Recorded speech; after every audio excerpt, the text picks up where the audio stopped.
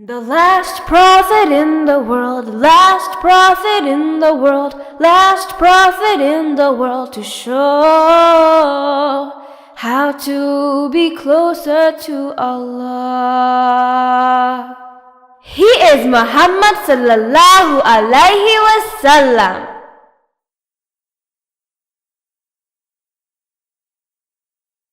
যখন বেশিরভাগ মুসলমান মদিনায় চলে যায় তখন খারাপ কুরাইশরা চিন্তিত হয়ে পড়ে, কারণ মুসলমানরা আরবে একটি নিরাপদ স্থান খুঁজে পেয়েছিল, যা ছিল মদিনা শহর।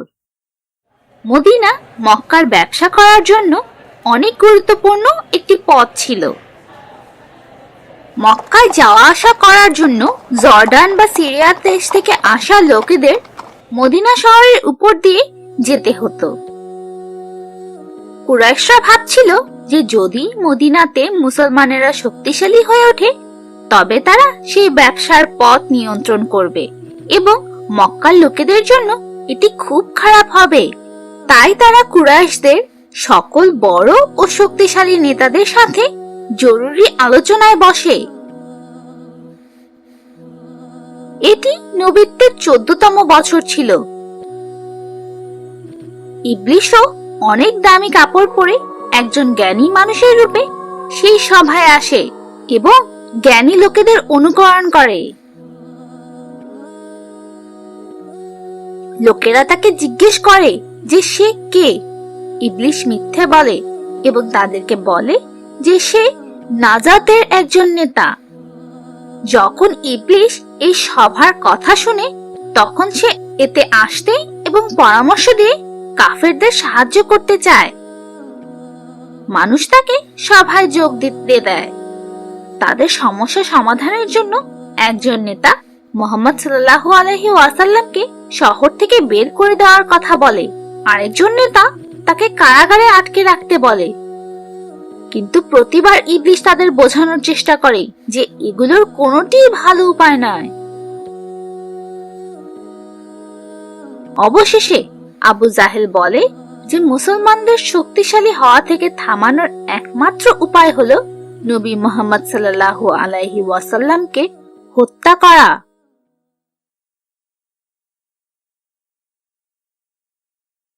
সে লোকেদের সকল বংশ থেকে একজন শক্তিশালী এবং বুদ্ধিমান লোক বাছাই করতে বলে এবং তাদের সবাইকে একটি করে ধারালো তরবারি দেয়। সকল যুবকেরা একসাথে মুহাম্মদ সাল্লাল্লাহু আলাইহি ওয়াসাল্লামের উপর আক্রমণ করতে যাবে যাতে তারা নবীকে মেরে ফেলতে পারে। আবু জাহেল নবীকে মেরে ফেলার জন্য প্রতিটি বংশ থেকে একজন লোক চায়, যাতে শুধুমাত্র একটি বংশের উপর দোষ না পড়ে।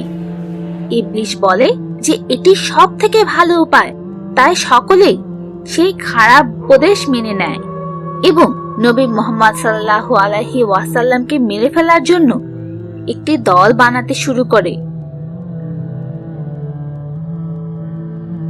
সেই দলে মোট 11 জন খারাপ লোক ছিল, কারণ তখন মক্কায় প্রায় 11টি বংশ ছিল। তাহলে কি আবু লাহাব ও আবু জাহেল সেই দলে ছিল? হ্যাঁ, আবু লাহাব ও আবু জাহেল সেই দলে ছিল। ঠিক সেই সময়ে আল্লাহ তাআলা জিবরাইল আলাইহি ওয়াসাল্লামকে পাঠান নবীকে এই খারাপ পরিকল্পনার কথা জানাতে এবং তাকে মক্কায় চলে যাওয়ার আদেশ দিতে। জিবরাইল আলাইহি ওয়াসাল্লাম নবীকে তার বিছানায় ঘুমাতে নিষেধ করেন এবং ঠিক কয়টার সময় মদিনার পথে বের হতে হবে তা বলেন। তারপর দুপুরের সময় সবাই যখন ঘুমাচ্ছিল তখন মুহাম্মদ সাল্লাল্লাহু আলাইহি ওয়াসাল্লাম আবু বকর রাদিয়াল্লাহু আনহু এর ঘরে যান এবং তাকে আল্লাহর আদেশ জানান এবং রাতের বেলায় যাওয়ার জন্য প্রস্তুত থাকতে বলেন। তারা মদিনায় যাওয়ার পথে সাহায্য করার জন্য একজন বুদ্ধিমান লোক ভাড়া করেন। সে ছিল উরাইকিথের ছেলে আব্দুল্লাহ। সে মুসলিম ছিল না, কিন্তু টাকার জন্য গোপনে নবীদের সাহায্য করতে রাজি হয়েছিল। নবী তাকে 3 রাত্রি পরে সর পাহাড়ের কাছে দেখা করতে বলেন। এরপর নবী খুব শান্ত থাকেন এবং তার স্বাভাবিক কাজ করতে থাকেন। তাই লোকেরা বুঝতে পারে না যে তারা সেই রাতে মক্কা থেকে চলে যাবেন। সন্ধ্যার নামাজের পর নবী ঘুমাতে যান এবং মাঝরাতে উঠে মাঝরাতের নামাজ পড়তে কাবা ঘরের পাশে যান। সকল খারাপ লোকেরা খুব উত্তেজিত ছিল এবং তারা রাতের জন্য প্রস্তুতি নিয়েছিল। মাঝরাতে প্রায় সকল খারাপ লোক নবীর ঘরের সামনে অপেক্ষা করতে থাকে। তখন মুহাম্মদ সাল্লাল্লাহু আলাইহি ওয়াসাল্লাম ও আলী রাদিয়াল্লাহু আনহু বাড়িতে ছিলেন। মুহাম্মদ সাল্লাল্লাহু আলাইহি ওয়াসাল্লাম আলী রাদিয়াল্লাহু আনহুকে তার সবুজ কম্বলটি দেন এবং তাকে তার বিছানায় ঘুমাতে বলেন। তিনি আলী রাদিয়াল্লাহু আনহুকে বলেন যে কেউ তাকে মেরে ফেলতে পারবে না, কারণ আল্লাহ তাকে রক্ষা করবেন।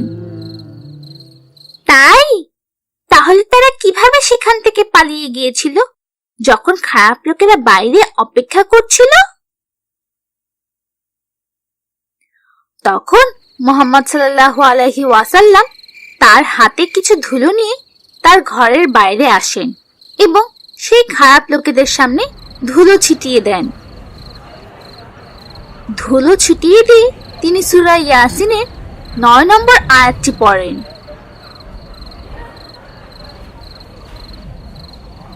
অলৌকিকভাবে কেউ তাকে দেখতে পায় না।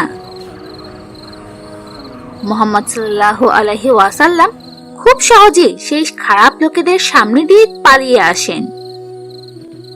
এরপর আবু বকর রাদিয়াল্লাহু আনহু এর বাড়িতে পৌঁছানোর সাথে সাথে তারা তাদের পথে যাত্রা শুরু করেন। মদিনা শহর ছিল মক্কার উত্তর দিকে, তাই মদিনায় যেতে চাইলে তাদের উত্তর দিকে চলার কথা ছিল।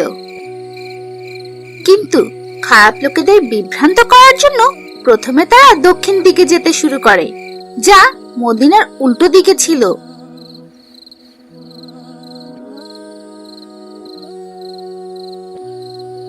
এটি নবীত্বের 14তম বছর বা 662 সালের 12 বা 13 সেপ্টেম্বর হবে এবং আরবি ক্যালেন্ডারের সফর মাসের 27 তারিখ ছিল। মুহাম্মদ সাল্লাল্লাহু আলাইহি ওয়াসাল্লাম ও আবু বকর রাদিয়াল্লাহু আনহু রাতের অন্ধকারে খুব পাথরের রাস্তায় চলছিল। এজন্য এটি তাদের জন্য খুবই কষ্টের যাত্রা ছিল। দুর্ভাগ্যবশত নবীর জুতোর অবস্থা খুব খারাপ ছিল, তাই পাথরের রাস্তায় হাঁটার কারণে তাদের পায়ে ফোস্কা পড়ে যায় এবং রক্ত পড়তে শুরু করে।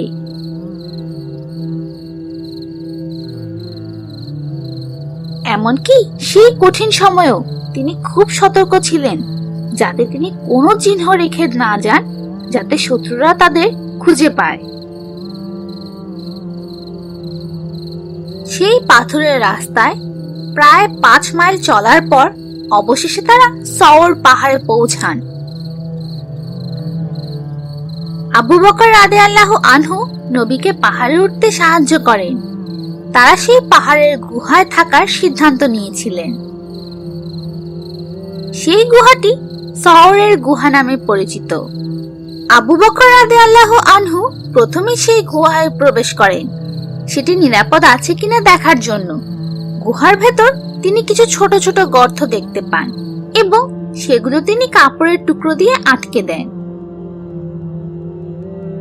গুহার ভেতর পরিষ্কার করার পর আবু বকর রাদিয়াল্লাহু আনহু নবীকে বিশ্রাম নেওয়ার জন্য গুহার ভেতরে নিয়ে যান। সারাদিনের উত্তেজনা ও চাপের কারণে নবী খুব ক্লান্ত হয়ে পড়েছিলেন। তিনি আবু বকর রাদিয়াল্লাহু আনহু এর কোলে মাথা রাখেন এবং সাথে সাথে ঘুমিয়ে পড়েন। কিছুক্ষণ পর হঠাৎ একটি বিষাক্ত পোকা আবু বকর রাদিয়াল্লাহু আনহু এর পায়ে কামড় দেয়, কিন্তু তিনি একটুও নড়েননি, কারণ তিনি নবীর ঘুম ভাঙাতে চাননি। সত্যি?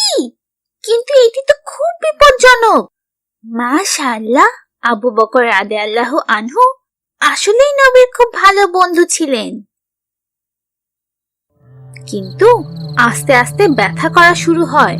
কিছুক্ষণ পর ব্যথা অনেক বেড়ে যায় এবং তার চোখ দিয়ে পানি পড়তে শুরু করে।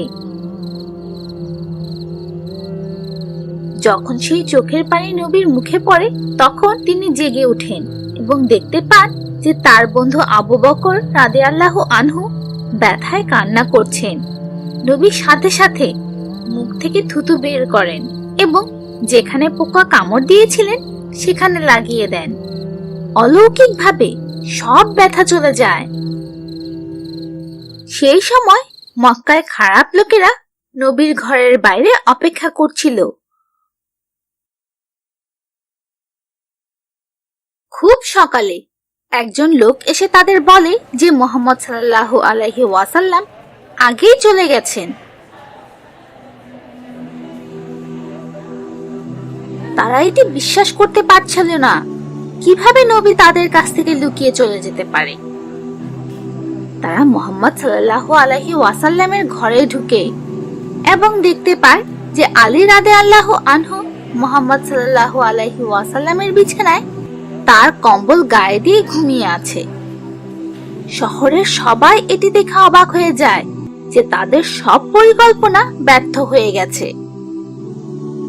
তারা মুহাম্মদ সাল্লাল্লাহু আলাইহি ওয়াসাল্লামের ব্যাপারে আলী রাদিয়াল্লাহু আনহুকে জিজ্ঞেস করে, কিন্তু তিনি কিচ্ছু বলেননি।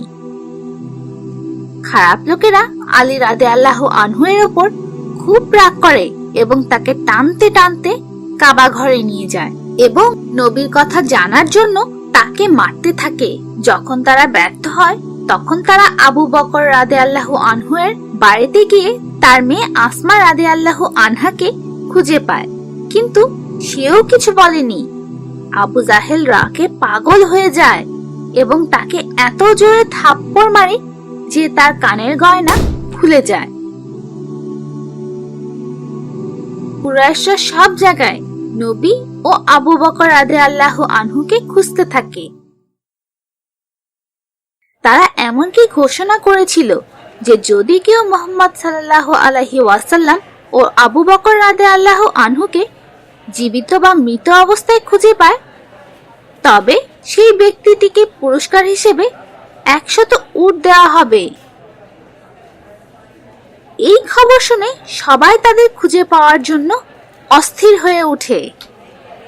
তাদের মধ্যে একটি দল খুব বুদ্ধিমান ছিল এবং তারা দক্ষিণ দিকে যায়, যেখানে নবী ও আবু বকর রাদিয়াল্লাহু আনহু লুকিয়েছিলেন।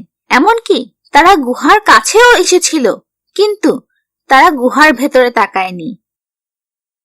তারা এত কাছে ছিল যে তারা যদি একবার নিচের দিকে তাকাতো তবেই তারা নবী ও আবু বকর রাদিয়াল্লাহু আনহু দুজনকেই দেখতে পেত।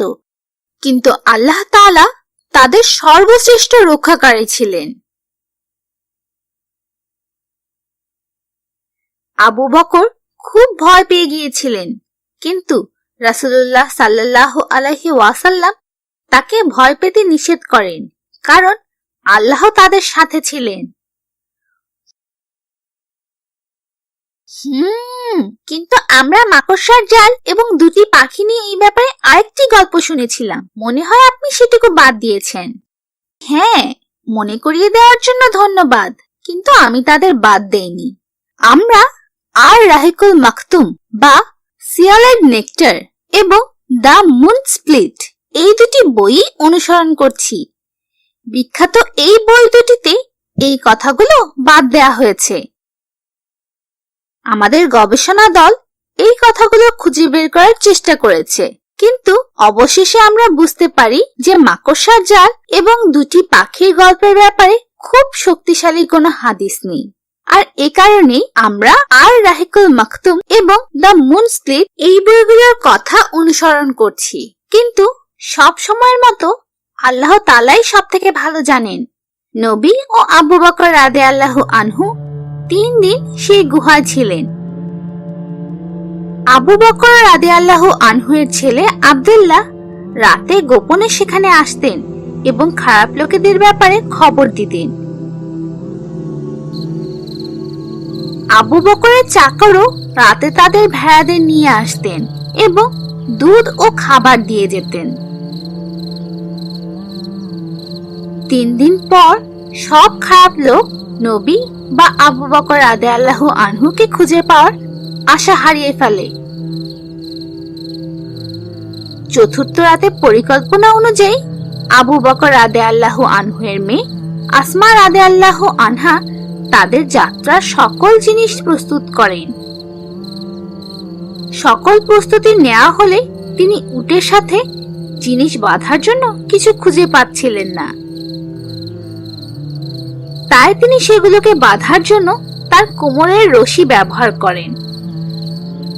অবশেষে আবু বকর রাদিয়াল্লাহু আনহু এর চাকর আমির এবং তাদের পথ প্রদর্শক আব্দুল্লাহ, যেই নবীকে সাহায্য করতে রাজি হয়েছিল, সে তাদের মদিনাতে পালিয়ে যাওয়ার জন্য 2টি উট নিয়ে পাহাড়ে আসে এবং তারপর তারা গোপনে যাত্রা শুরু করে।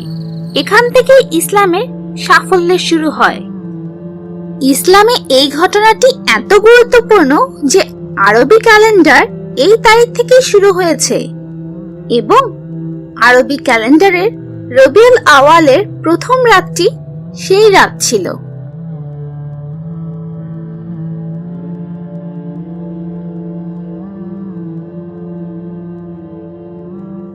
Have you ever wanted to make a big difference to help children all over the world? We provide everything we create for free and are committed to keeping it that way for millions of Muslims and non-Muslims all over the world. 100% of our operations are crowdfunded from our generous audience. We want to continue our dawah mission, and we can do so with your help. All donations are tax deductible and sadaqah zariyah, which continues to benefit you when you pass away from this world.